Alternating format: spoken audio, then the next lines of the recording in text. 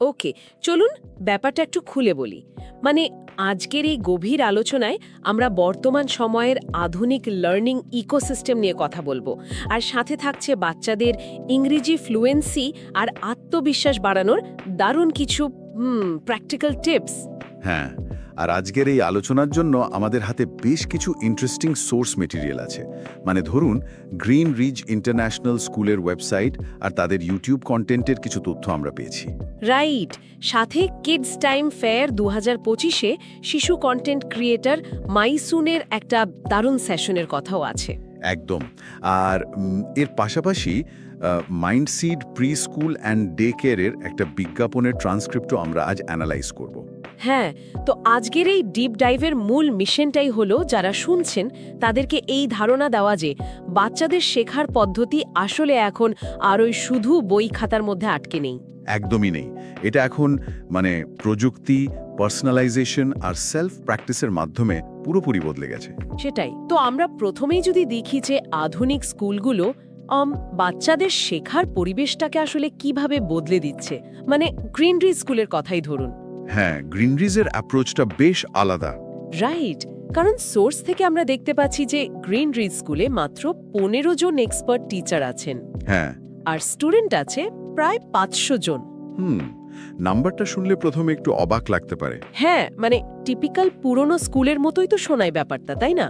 কিন্তু তারা বলছে তারা নাকি প্লে বেসড বা খেলাধুলার মাধ্যমে শেখার ওপর জোর দিচ্ছে।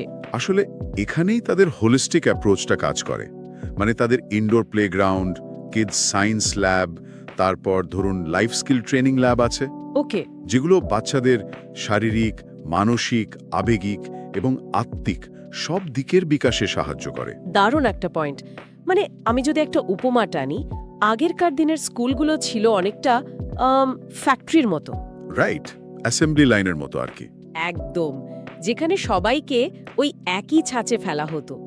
কিন্তু এই আধুনিক স্কুলগুলো হলো অনেকটা একটা কাস্টমাইজড গ্রিন হাউসের মতো। হ্যাঁ, সুন্দর বলেছেন।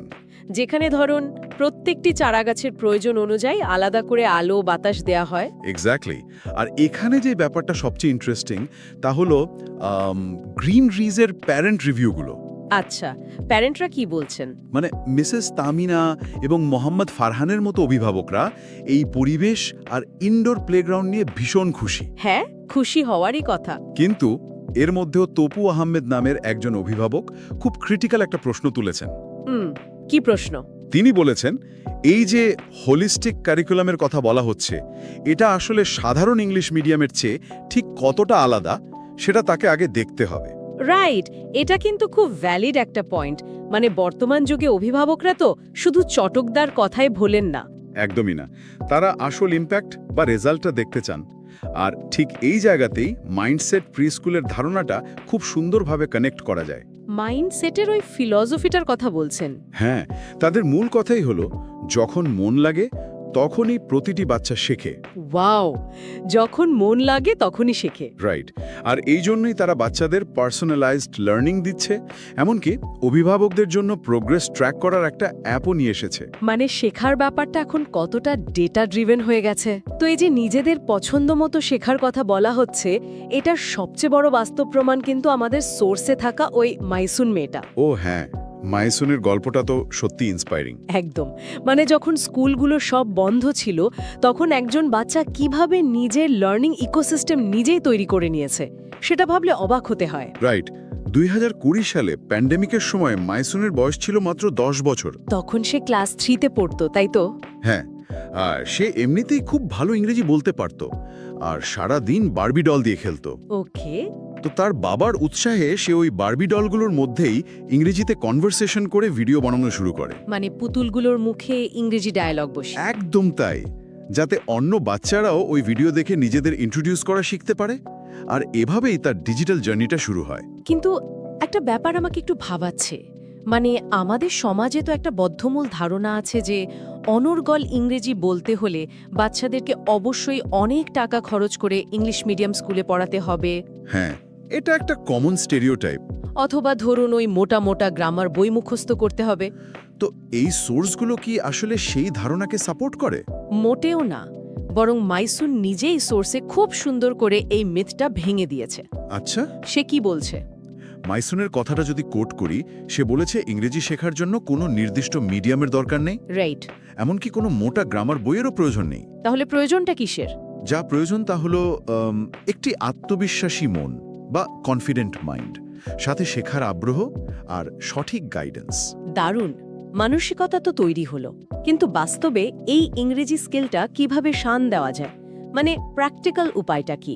এখানেই মাইসনের দেয়া ওই 3টি প্র্যাকটিক্যাল টিপস খুব কাজে আসবে। ওকে, এখানে ব্যাপারটা আসলে অনেক ইন্টারেস্টিং হয়ে যায়। তো চলুন টিপসগুলো একে একে তুলে ধরি। প্রথম টিপসটা তো ছিল লিসেনিং বা শোনার ব্যাপারে, তাই না? হ্যাঁ, মাইসুন বলছে ছোটবেলায় বাচ্চারা শুনে শুনেই সবচেয়ে দ্রুত শেখে। একদম। তাই প্রচুর কার্টুন এবং মুভি ইংরেজিতে দেখতে হবে। সোর্সে কিন্তু বেশ কয়েকটা পপুলার নামও বলা হয়েছে। হ্যাঁ হ্যাঁ, আমার মনে পড়ছে হ্যারি পটার, তারপর মিরাকুলাস লেডি ব্যাগ আর টিন টাইটান্স গো এর কথা বলা হয়েছে। Right, subconsciously language pick up করার জন্য এগুলো খুব দারুণ টুল। এরপর দ্বিতীয় টিপসটা হলো রিডিং বা পড়া, মানে প্রচুর গল্পের বই পড়তে হবে। আর মাইসুনের বই পড়ার স্পিড দেখলে যে কেউ অবাক হবে। সে তার জন্মদিনে বাবার কাছ থেকে 20টি বই উপহার পেয়েছিল। ওয়াও, 20টি বই! হ্যাঁ, যার মধ্যে 16টি সে ইতোমধ্যেই পড়ে ফেলেছে। My goodness! সোর্সে কিন্তু ওর পড়া কিছু বইয়ের নামও মেনশন করা আছে, যেমন জেরোনিমো স্টিলটন, প্রিন্সেস ডায়ারিজ আর উইম্পি কিড। একদম। আর এর রেজাল্ট এতটাই ভালো হয়েছে যে মাইসুন নিজেও ফ্যান্টাসি ফিকশন লেখা শুরু করেছে। ওয়েট, সে নিজে বই লিখেছে? হ্যাঁ। তার লেখা ফ্যান্টাসি ফিকশনগুলোর নাম হলো এমারাল্ড স্টোন এবং আনওয়ান্টেড রিভেঞ্জ। ওহ ওয়াও, মাত্র এই বয়সে নিজের ফ্যান্টাসি ফিকশন, এটা তো দারুণ একটা ব্যাপার। আসলেই। তো লিসনিং গেল, রিডিং গেল, এরপর তৃতীয় টিপসটা হলো প্র্যাকটিস, মানে প্রতিদিন প্র্যাকটিস করতে হবে। আর এখানে সোর্সে জয় স্কুল ইংলিশ নামের একটা অ্যাপের কথা বলা হয়েছে। হ্যাঁ, জয় স্কুল ইংলিশ অ্যাপ। রাইট, যেখানে 16,000 বারের বেশি প্র্যাকটিস করার সুযোগ আছে আর 180টির বেশি ডিজিটাল বইও আছে। অ্যাপটা তো দারুণ কাজে দেয়, কিন্তু আমি এখানে একটা চমৎকার পয়েন্ট যোগ করতে চাই। হ্যাঁ, বলুন। ধরুন, প্র্যাকটিস করার জন্য বা ইংরেজিতে কথা বলার জন্য কারো আশেপাশে কেউ নেই, তখন কি হবে? হ্যাঁ, এটা তো আমাদের দেশের খুব কমন একটা সমস্যা। রাইট, তখন মাইসুনের দেওয়া ওই আয়না থেরাপি বা মিরর টেকনিক ব্যবহার করা যেতে পারে। আয়না থেরাপি ব্যাপারটা কেমন? মানে আয়নার সামনে দাঁড়িয়ে নিজের সাথেই ইংরেজিতে কথা বলা। মাইসুন খুব চমৎকার একটা কথা বলেছে, তুমি নিজেই নিজের বন্ধু, বা you are your own friend. সত্যি, এটা খুব সুন্দর একটা ভাবনা। আয়না তো আর জাজ করবে না। একদম। আর এর পাশাপাশি মাইসুন প্রোনাউন্সিয়েশন বা উচ্চারণের গুরুত্ব নিয়েও কথা বলেছে। আচ্ছা, উচ্চারণের ক্ষেত্রে তার সাজেশন কি? সে বলেছে যে কোনো একটি নির্দিষ্ট অ্যাকসেন্ট ফলো করতে, হতে পারে সেটা ব্রিটিশ, আমেরিকান বা অস্ট্রেলিয়ান। রাইট, কারণ একটা নির্দিষ্ট অ্যাকসেন্ট ধরে রাখলে কথা অনেক বেশি ফর্মাল আর প্রফেশনাল শোনায়, তাই না? একদম তাই, কনফিডেন্সটাও অনেক বেড়ে যায়। রাইট। তো যারা এই আলোচনাটি শুনছেন তারা নিশ্চয়ই বুঝতে পারছেন যে বাচ্চাদের জোর করে পড়ানোর চেয়ে তাদের পছন্দের জায়গাতে শিক্ষাকে জুড়ে দেওয়াটা কতটা কার্যকরী। হ্যাঁ, ওই যে বারবি ডল বা কার্টুনের মতো জিনিসগুলোর সাথে লার্নিংটাকে ব্লেন্ড করে দেওয়া। একদম। আর একেবারে শেষে আমি শুধু একটা বিষয় নিয়ে একটু ভাবার খোরাক দিতে চাই। হ্যাঁ, শিওর। আজকের এই সোর্সগুলো দেখে একটা জিনিস কিন্তু খুব পরিষ্কার। 2000 সালে একটা 10 বছরের বাচ্চা যদি শুধুমাত্র কয়েকটা বারবি ডল আর স্মার্টফোন ব্যবহার করে অন্যদের ইংরেজি শেখাতে পারে, রাইট, তাহলে একটু ভেবে দেখুন তো, আজ থেকে 10 বছর পর এই যে প্রথাগত ক্লাসরুম, এগুলোর কি আর আদৌ কোনো অস্তিত্ব থাকবে? বেশ বড় একটা প্রশ্ন। নাকি পুরো শিক্ষা ব্যবস্থায় বাচ্চাদের নিজস্ব আগ্রহ আর পার্সোনালাইজড এআই এর হাতে চলে যাবে? ব্যাপারটা কিন্তু সত্যিই ভাবার মতো। আসলেই ভাবার মতো। তো এই চমৎকার চিন্তার খোরাক দিয়েই আজকের এই স্পেশাল ডিসকাশন আমরা এখানেই শেষ করছি।